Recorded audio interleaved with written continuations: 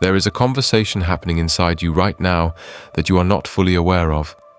Not the surface chatter of your daily thoughts, not the mental to-do list or the replaying of yesterday's conversation or the background hum of minor anxieties about tomorrow. Something deeper than all of that. Something older.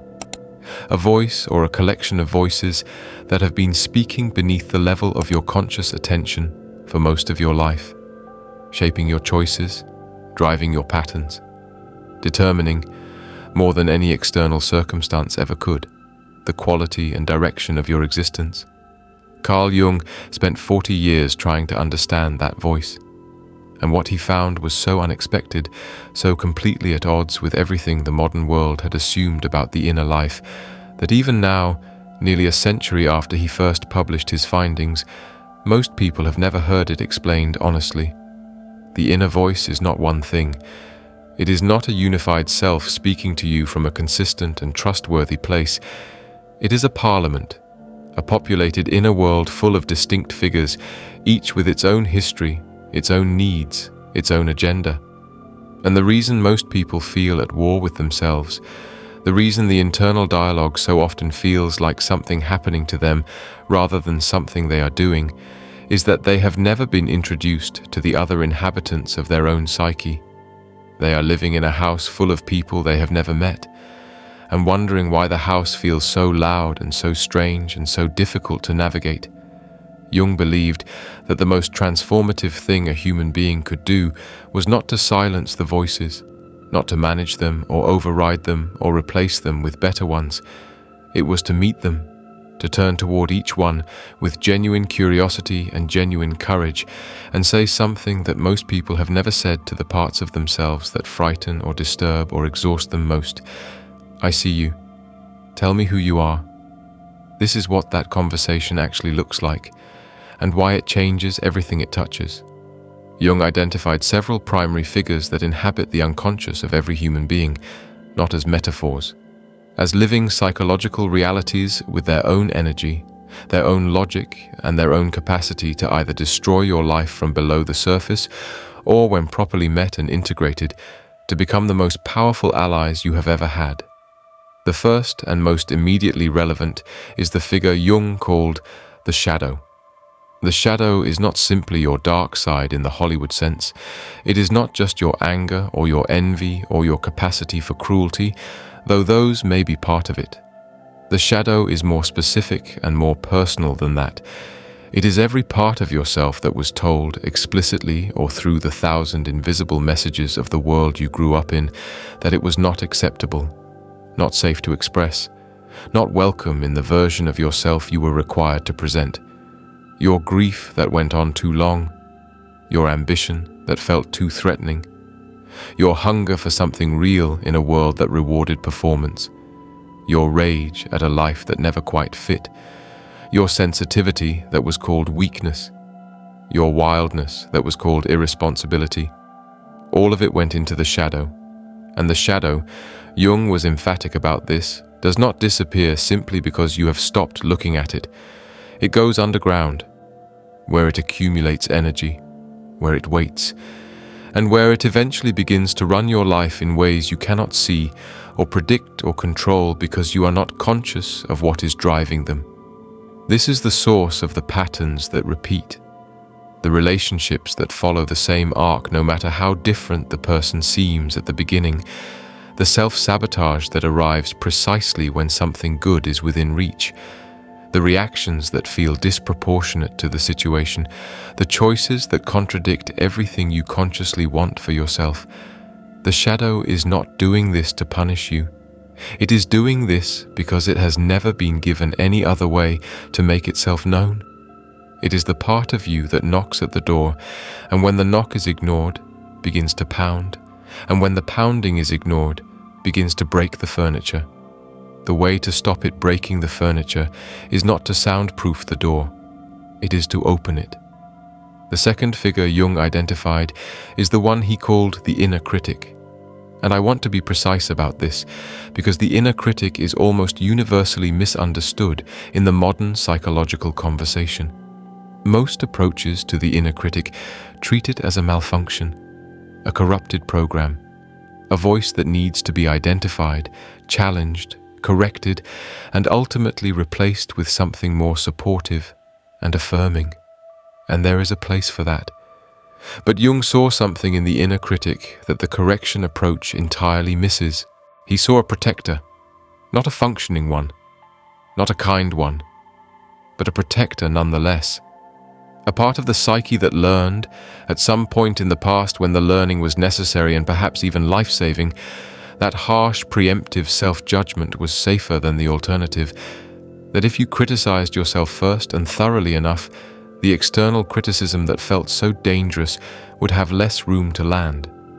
That if you kept yourself small and contained and perpetually under review, you would be less likely to be seen, exposed, and found inadequate.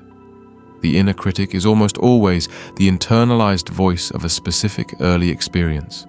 A parent whose love felt conditional on performance. A teacher whose approval was the only available measure of worth. A cultural message so thoroughly absorbed that it stopped feeling like a message and started feeling like truth. And here is what makes the correction approach so limited. When you catch the inner critic and replace what it says with something more affirming, you are managing the surface behavior of a figure whose underlying fear you have never addressed. The fear goes on. The figure goes on. And the critical voice returns, often within hours, because the root of what generates it has not been touched. Jung's approach was different. Instead of correcting the inner critic, he sat down with it. He asked it the question that the correction approach never asks, not what is a more accurate or supportive way to think about this, but what are you actually afraid of? What are you trying to prevent? What would happen, in your deepest belief, if you stopped? And when the inner critic was asked those questions and genuinely listened to, something happened that the correction approach could never produce. The critic began to reveal what was underneath it. The fear, the wound. The very specific early experience that taught this part of the psyche that harsh self-judgment was the only available form of protection. And in the light of that revelation, the figure began to transform. Not because it was defeated, because it was finally understood. Because the part of you that had been running a fear-based protection program finally had the thing it had been asking for all along. To be seen, to be heard, to have someone in the house finally acknowledge that it existed and that what it carried was real. The third figure is perhaps the most complex and the most misunderstood of all. Jung called it the anima in men and the animus in women. The anima is the unconscious feminine dimension of a man's psyche. The animus is the unconscious masculine dimension of a woman's. And these are not abstract concepts or social constructs in the modern sense. They are living forces in the unconscious, built from every significant experience of the opposite throughout a person's life, that profoundly shape how a person relates to love, to creativity, to emotion, to purpose, and to every dimension of life that the dominant conscious identity has decided does not belong to it. A man who has built his identity entirely around strength, competence, and rational control carries in his unconscious an anima that holds everything he has sealed away: his emotional depth, his intuition, his vulnerability, his capacity for genuine connection that does not require him to perform or produce or prove anything. And that anima, because it has never been consciously met, tends to erupt in ways that disrupt rather than enrich his life, in the form of moods that seize him without warning, in the form of the emotional reactions he cannot explain or control, in the form of the relationships that keep collapsing under the weight of needs he cannot articulate because he has never allowed himself to know they exist. The anima or animus does not want to be managed. It wants to be integrated. It wants to be brought into conscious relationship with the identity that has been excluding it.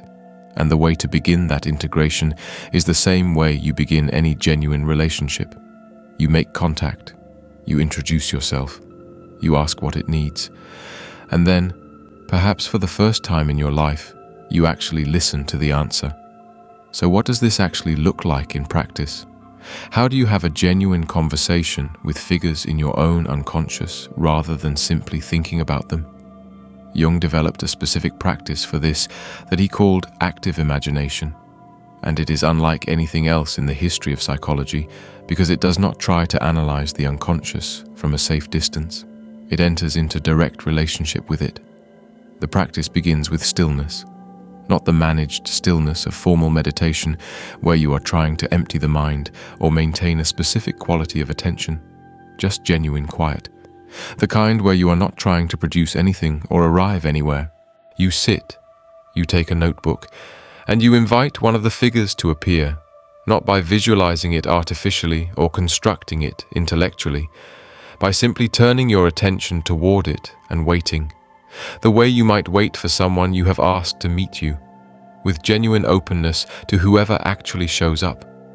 When something arises, and it will arise, you do not analyze it. You do not stand back from it and observe it from a clinical distance. You engage with it. You ask it a question. You write down what it says. You respond. You let the conversation develop the way any real conversation develops, with the genuine possibility that you will be surprised by what the other side says, that you will hear something you did not already know, that the figure will tell you something about yourself that you were not prepared to discover. This is where most people encounter the resistance that makes active imagination so difficult to sustain, because the figures in the unconscious do not always say what you want to hear. The shadow does not reveal something comfortable and easy to integrate. The inner critic does not immediately soften into a supportive presence the moment you ask it a polite question. The anima or animus does not simply hand over its gifts the moment you acknowledge its existence. The conversation is real, and real conversations require real honesty, real patience, and the genuine willingness to hear an answer that does not fit the story you have been telling yourself. Jung sat with these figures for years. He documented their responses in what became the Red Book, one of the most extraordinary records of psychological exploration ever produced. And what he found consistently across decades of this practice in his own life and in the lives of his patients was that the figures that had been most disruptive, most destabilizing, most damaging when they operated from the shadow transformed, when genuinely met, into the most powerful sources of insight, creativity, and authentic energy he had ever encountered. The shadow, integrated, does not make you darker, it makes you whole. The inner critic, understood at its root, does not silence your ambition. It frees it from the fear that was distorting it. The anima or animus, brought into conscious relationship, does not make you less yourself. It makes you more completely yourself than you have ever been. There is one more figure I want to introduce before I leave you with the practice, and it is the one Jung considered the most important of all. He called it the self with a capital S. Not the ego, not the persona, not the social identity you have been building and maintaining since childhood. The self is the deepest and most intelligent layer of the total psyche, the part that holds the blueprint of who you actually are beneath every role you have ever played and every mask you have ever worn.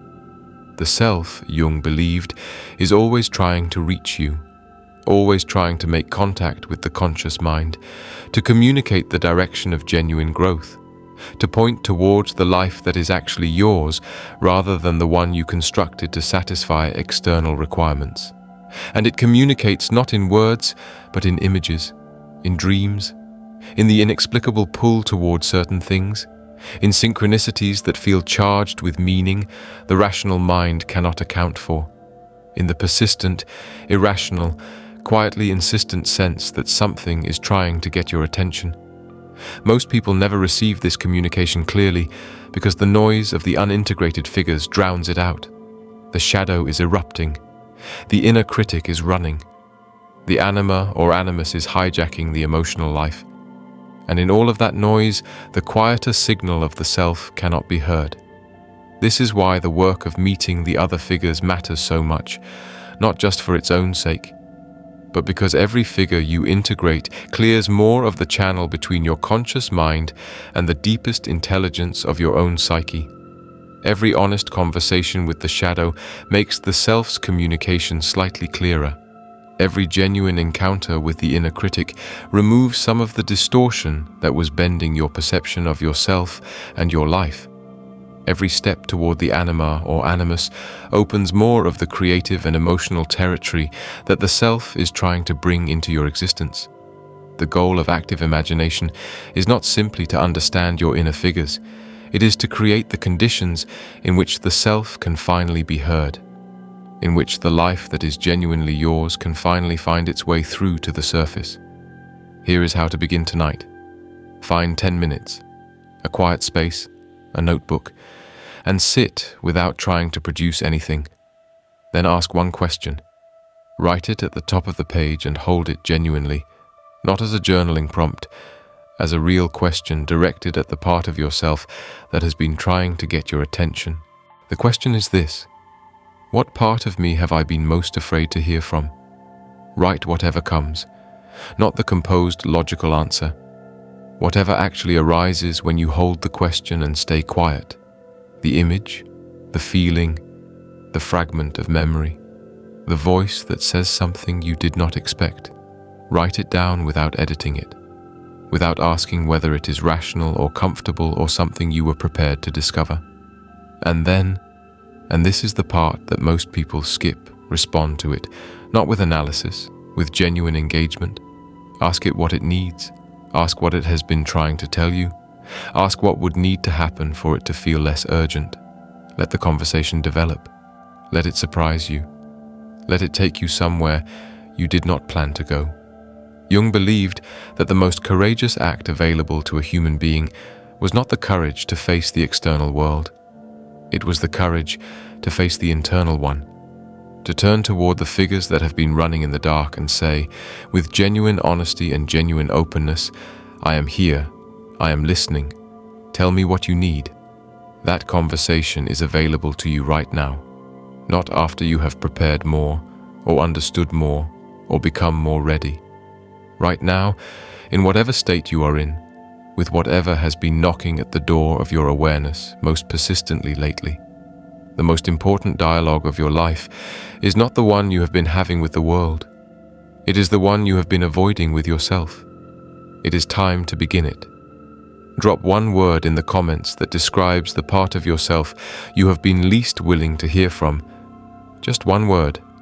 No explanation needed. Read the other comments too, because the parts of ourselves we are most afraid to listen to are almost always the parts we share most quietly with the people around us without either side knowing. I will see you in the next one.